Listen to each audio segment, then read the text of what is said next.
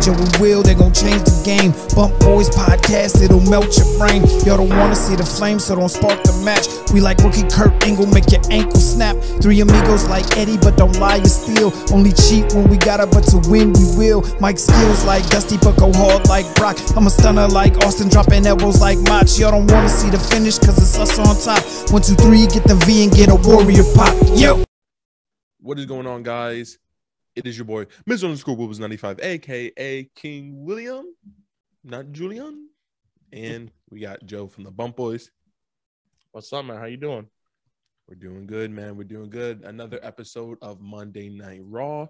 Monday Night Raw has been kind of living up to be the best show right now in wrestling right now. Over TNA, over NXT 2.0, over SmackDown, over Rampage, over Dynamite.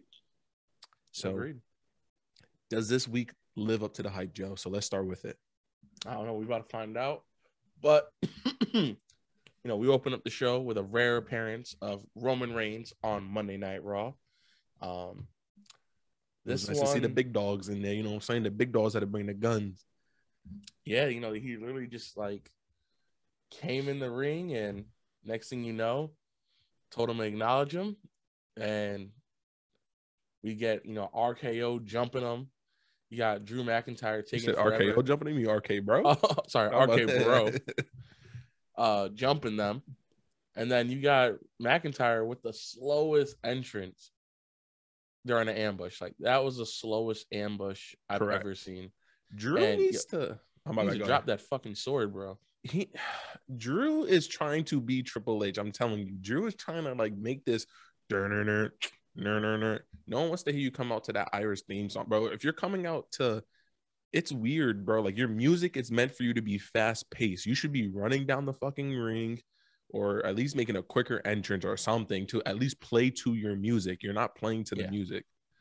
It's a fast paced, Celt or Irish, bagpipes, all that kind, whatever you want to call it, just to get you. It's almost like a mosh pit type thing. I don't know how to explain it, but it's one a, what do you call it? A charge. It's like a charge kind of. Yeah. A battle charge. Facts. So, it was kind of weird, I don't know. Drew kind of killed the segment for me. I wasn't feeling it. It was just a way to hype up that 6-man match we're going to have at WrestleMania Backlash. And they just hyped up, we're going to see all 6 of them again this Friday. And I hate when they do that, because they're basically saying we're not doing anything on Raw. We're going to leave it all on SmackDown. Whatever news that we're hoping for, whether it be the Undisputed title being up for grabs, the Undisputed Tag Team titles, it's almost just let's tease you so you watch SmackDown. There's I don't even think there's any titles defended on this pay-per-view. Maybe the pre-show, they may have something, maybe Jinder versus Ricochet could be a pre-show match. I wouldn't mind that. That wouldn't be too bad. I think we have just the Charlotte's title match, but I don't know. I think that's a little wild. Once I was thinking about it coming out of this go home show. Yeah. We do get a nice little 6-man tag again. We have Alpha Academy and Kevin Owens versus Street Profit and Ezekiel Jackson. This match I wasn't into too much, to be honest. It was okay. I was more into the backstage segment that they did, where it was shush. Yeah, that's a good shush. You tell them to shush. Yeah, I think that part. Yeah, the backstage segment was a lot better than obviously the 6-man tag, but I'm not going to complain. I was just mad that it ended up on a roll-up. Why are you protecting Alpha Academy? They've already not solidified themselves, but you've already had them lose their Raw titles within a month of them winning it. Why is it now that you want to protect them on a roll-up pin after SmackDown you did 8 fucking roll-up pins? What's the point of it? Yeah, I don't understand it. And then I don't understand having the Street Profits being considered babyface in this one. Yes. When they've been doing heelish shit, the past 6-7 weeks. 50, and pairing them with Ezekiel, I don't think it made Ezekiel look good. Me not. Yeah, me. I said me not. Me not like that. Me not like that. They WWE just needs to take they need to go on a limb. Who would have thought that RK Bro would have worked? So how about we take look at the Alpha Academy, just how good Chad Gable has been in this. Why don't we take Street Profits? Let's turn them heel. because eventually, if RK Bro does keep their titles, like, oh my god, wait, I just realized this. Are the Street Profits not gonna want to wait a whole another like 2 months to get their title shot? I just realized that. I have no idea. I feel like Street Profits are just in limbo right now, and it's a little frustrating. Just either do something with them. If they're not doing anything in the tag team division, compete for that. United States title or the IC title. Do something with it. Yeah. So we do end up getting it. A match made for tonight, the main event. We get a 6 women tag match. Sonya is stripped for just tonight. Her not butt naked, but she's stripped of her duties. She's stripped of her duties. Her WWE official duties. So, we get a 6-man match, which is Becky, Rhea, and DeVille versus Asuka, Liv, and Bianca, which was a good match. We'll get into that later. And then we get another squash match from Veer and the local competitor. I actually did not mind this squash match. I was kind of talking shit about it, like, yo, do we need another squash match? But this local competitor sold a nice story, He worked down the street at a barbecue place. It was real nice. Wrestle pigs and shit. He's like, yeah, I'm one of you. Like, yo, I went to school with that man. And they just watched his ass whooped. At the end, how he was just on the rope, just all like half dangling out. I enjoyed it. I ain't gonna lie, but let's start to get Veer into a. I'm not sure where you could really go. Well, obviously you have to have Dominic come back, but like, I don't know. I will give. I'm not gonna knock WWE for what they're doing because SmackDown has no fucking storyline, so I'm not gonna knock them trying to do something. So I'm not gonna lie. I did like the Veer kind of segment, and then we move into the Miz segment, right? Miz, Austin Theory. No, we get the AJ and Damian Priest. Oh, I forgot segment. I'm in love with Edge's. Yeah, it's a good theme. It just reminds me of like some old school shit, like maybe like some 06, 04 kind of shit, like you would hear. It'd be like a pay-per-view theme song. Yes, it reminds me. Yes, absolutely, bro. Like a Judgment Day pay-per-view theme song. We're going through like the highlights or we're going through like the promo segment of it, and just the. Or it'd be like a 2006, 2007 like song on like the jukebox for the video game. Oh, the video game, yes, bro, yes. Oh my god, if they put this on the video game, oh my, that would be an amazing DLC. You could just add it and be like, hey, we'll give you the royalties for it. Can we add this song into it? Because it just WWE, you need to take this from what Edge brought, like that song, and I'm very big on that. It just, I don't know, it just, I hear it, I just think of like, okay, like we're actually like. Bro, Damian Priest looked good, bro. Like his entrance and how like dark he was looking. Like, and if you want it's a song you want to be like driving to while you're in the arena because it's just like the. It's just I don't know. I just feel like people don't have good songs anymore. No good beats. Like, everything's just like boring. Like, but I think you hit it right on the nail. The fact that now they're called Judgment Day, and when you think of Judgment Day, you think of Edge, the pay-per-views back in the day when it was Raw SmackDown theme 06, 07. It just ties in the whole package Edge put together or whoever put that together, it just slaps. It's fitting. And, we got I actually enjoyed this match. It was a really good match. Damian looked good. AJ looked good. AJ did win with a roll-up, but I love it how the ref was coming down for the 3. Edge was already in the ring about to whoop his ass. Facts. So I love that part. I love the AJ. I love Finn Balor come and bro. I'm not gonna lie. I would love to see because maybe this would make room for Veer in the future. So maybe start going for more of a mid card higher spot. I would love to see AJ Styles and Finn Balor team up. Yeah, I would love to see that as a tag team. That would be amazing. I think it'd be really good. And what I like about this is, we know Damian is banned from ringside. And I think, how we both think, Rhea Ripley should be coming in. He can't interfere with the Edge and, Styles match. What if he interrupts, that Rhea match? And, he just stands there, locking eyes with Liv. Rhea gets involved. Now you have that. Like you Will said, you lead up to SummerSlam, Rhea and Bianca. Okay, yep. Bianca wins. Now she's like, the mistress of judgment or something like that. Wait, Bianca wins? You mean Rhea wins? Oh, sorry, Rhea. Yeah, Sorry, there's so many women that were on the show. Yeah, but mistress of judgment. I feel like that'd be a fire name and something you can like sell. I feel Rhea's due for her title. Now, of course, I would love to see Bianca. So it all depends. Maybe Survivor Series, or like maybe towards the end of the year, I could see them giving it to Rhea. But I think they want to give Bianca her fair duties.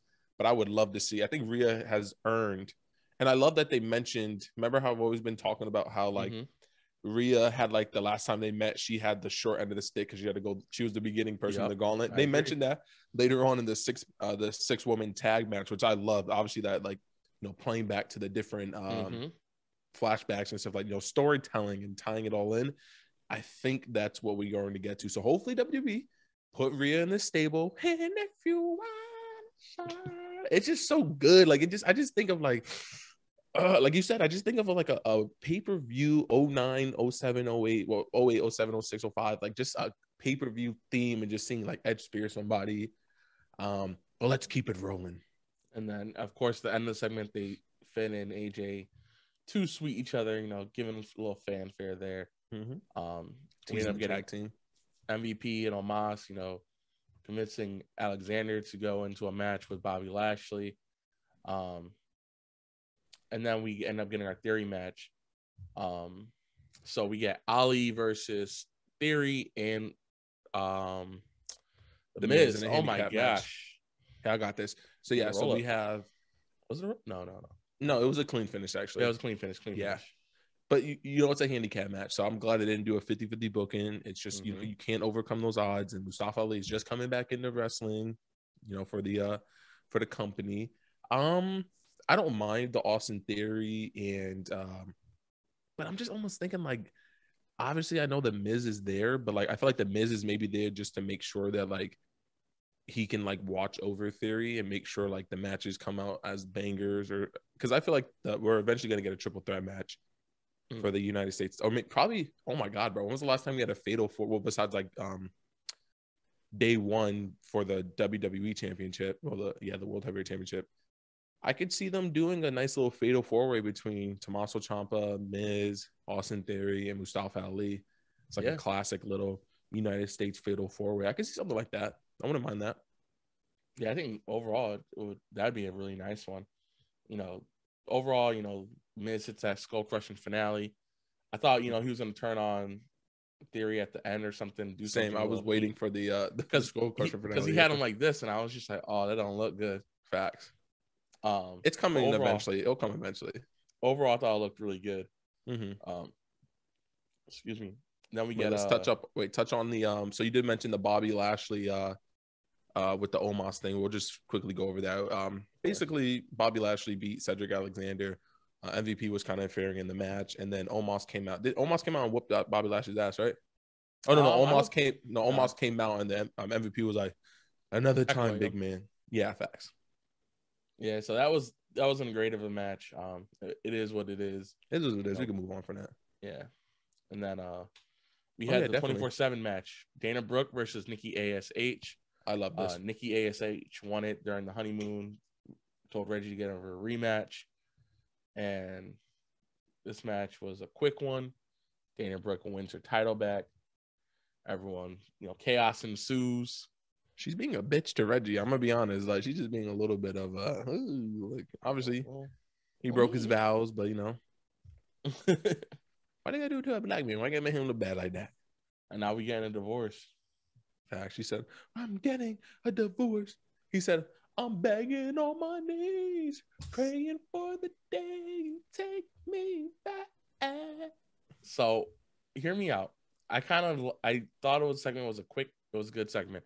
That's what I said. The fact that Corey said, I hope you got a prenup. Yo, what if when they divorce, they have to split everything down the middle? So now they're dual 24/7 tag champions. Ooh, that's actually that's a good idea, Joe, actually. Yeah. It's funny with Corey saying that, hey, sometimes it's not bad to get a divorce. I'm like, dogs, you just got married, bro. You should not be saying that kind of shit. Shit will come back in this universe to just come back and bite you in the ass. Like, it just happens naturally. Yeah, I hope it doesn't. I hope Adam 22 good on commentary. Mhm. That's all I think of when I see him. I swear to God, man. Oh, no jumper. No jumper, bro. But I think that would be a nice little thing that we're gonna get. Hopefully. But moving on, we got our Seth Rollins Appreciation Night segment. Crowd was very into the whole Seth Rollins thing, turned on him chanting Cody. And of course, Cody comes out, and this is kind of the same shit we've been getting the last few weeks. What do you think about this? It was kind of, I thought it was kind of mid. I thought it was mid. I thought it was just kind of the same stuff we've been getting. I'm waiting for Cody to just take off his suit and start whooping Seth. I think for this week, I would have loved potentially like a backstage brawl between Cody and Seth, or maybe just Cody just can't take it anymore. He just snaps or starts whooping Seth's ass, brings him into the backstage. They break him up. Something like that would have been nice to freshen this up instead of always having these type, always doing that when he comes out. Like, just take off your jacket and let's just start seeing you throw the fist and shit like that. Just at least if Seth Rollins' gimmick is to get under your skin, he did it to Roman Reigns. He's done it to a lot of the people he's faced. Kevin Owens. He just gets under people's skin. He hasn't got under Cody's skin, and I'm waiting to see. I think this is eventually when they do part 3. Let's say it's probably gonna be SummerSlam, some shit like that. We need to see Cody start to break down due to Seth annoying the fuck out of him, like the laugh, all that kind of stuff. Like, we need to start seeing Seth actually get to Cody, and until we see that, the gimmick of Seth Rollins isn't fully completed. So I feel like eventually we need to see that. I agree. He did talk about, Dusty was never the one. He was not going to get it. And he said, and ever since you came in here, it's, you're never going to become champion better as long as I'm here. Yeah. So, that's teasing a little something, though. I think that's teasing a little something. Yeah, I like how he has like a vow. He's like, no, it's not about me winning the championship as long as you don't win it. I'm like, okay, I fucks with that. I like that. Next, we have our main event: Becky Lynch, Rhea Ripley, Sonya Deville versus Liv Morgan, our Raw Women's Champion, Bianca Belair, and Asuka.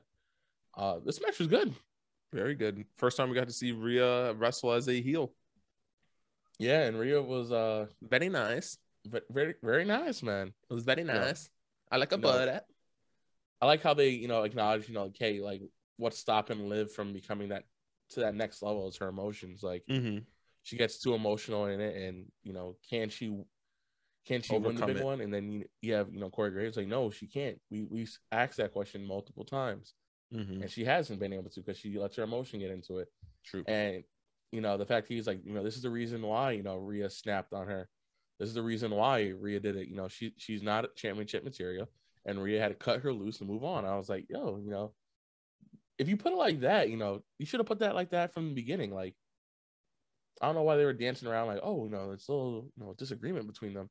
No, he said it perfectly. Rhea discussed it last week on it, basically saying that, like, I got put in with Liv. Liv held me back. I got put in with Nikki ASH, held me back. So now it's time for me to. And I used to be a champion. I used to be the women's champion until I basically ran into those two. Well, not really, but I haven't been to that top of the mountain since I've been stuck in this god awful tag team division. So they discussed it a little bit. So I will say Corey just gave it a little bit more depth. You know what I'm saying? He had a little bit more chicken bouillon into that chicken stew. Like, I just loved it right here. I just wish they would have talked about it earlier, but I see why they did it. Liv ended up getting the pin. She ended up winning that main event match, which I like. Everyone looked good in this match. Everyone looked good. Even Sonya. Sonya was looking strong. And those are very nice. Sonya takes the pin. Liv 1, 2, 3, and Raw went off air, but overall it wasn't a bad main event. One of the better tag team main events we've had. Definitely, and it was very nice to. You can see the elevation of that's arguably it is the 6 best wrestlers on Raw, but potentially top. They're all in the top 10 wrestlers on the entire WWE. Obviously, with like Charlotte Flair, Sasha Banks, maybe you could throw like Natalya or Naomi in on that, or Bayley, obviously when she comes back. It was nice to see this though. The match was beautiful. It was way better than the 6-woman tag we had with Jade Cargill and the other, Blue Sky and all of them on Rampage. A lot better. I don't like the entrance. With me. All right, let me not do that. But overall, what do you think about the show? overall, it was good. You know, the end part, you know, sped up a little bit. Beginning part was, I thought, a little slow. Like I think I woke up at like 8:10 and I was like, oh crap, Raw's on. And, you know, I saw the first 10 minutes and it was just, you know, the Drew McIntyre thing. I didn't like that whole part, but, you know, I think overall with the women's division, they're doing really well on that. Sonya, I'm interested in. You know, there's a couple of matches I'm looking forward to, mainly AJ versus Edge. I'm mainly invested in Damian Priest in this at the moment, not really Edge as much. So I want to go from there, see how that goes. Definitely. I would like to see them eventually, maybe R-Truth like destroy the 24/7 championship, kind of as like he's the founder of it. He feels it's dividing everybody, just kind of destroys it. And maybe we get out of this 24/7 gimmick and involve some of those gimmicks within the other segments. Because we saw what like a Kevin Owens or a Chad Gable can do if you give them something that's supposed to be gimmicky and fun, but still come out serious. You saw what they could do with the shush. Thank you.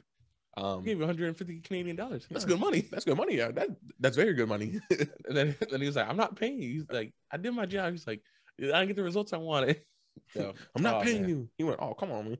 But overall, man. this Raw get like a 6.5 for me, probably 6.8 potentially. I think a 6.8 is a fair score for me. You know, you know, it wasn't the greatest. It was a little slow. Oh, actually, 6.8. I'll give it a 7.2. You know, it wasn't that bad. You know, yeah, I'll give it a C still, regardless. So we'll give it a 7. You'll give it a C minus. I'll give it a solid 7. Yeah. So guys, overall, this was our review of Monday Night Raw. Danny will be on the next show, which will be Dynamite coming up on Wednesday. Any last statements, Joe? We did do a long, lengthy podcast with the Queen's Takeover, so be on the lookout for that. That will drop tomorrow. Yes. That will be out, and also we have our giveaway as well. We'll have a short available for that. You know, Will's gonna be working on that, so you guys can you know, get a link to that as well. But overall, giveaway video in the link in the description box below. Definitely. And then other than that, you know, stay safe. Have a good one. This is the Bump Boys. It's been the Bump Boys. See you later. Peace. Must bid you adieu, a goodbye, mwah, and good night. Oh my God, it's so great. Bang!